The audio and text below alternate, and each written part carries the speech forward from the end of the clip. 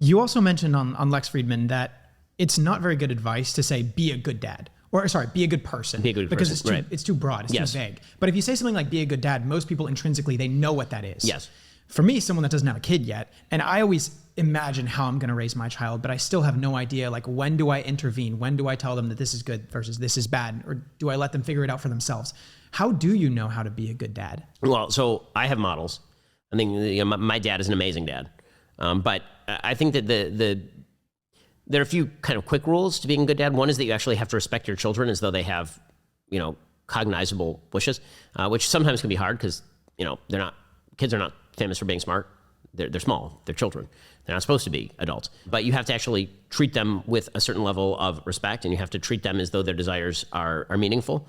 You also have to say no, and you have to set rules, and you have to be willing to stick by those rules because it's your job to craft this person into a person who is capable of being a good dad of his own.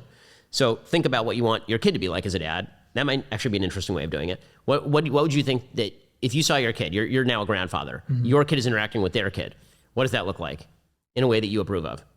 Because that you probably have some general, it depends who the male father figures are in your life. The truth is it's hard to see how that works without modeling, right? This is why single motherhood has been such a dramatic failure for the United States, is because boys in particular really, really need father figures to model what it looks like to be a good man.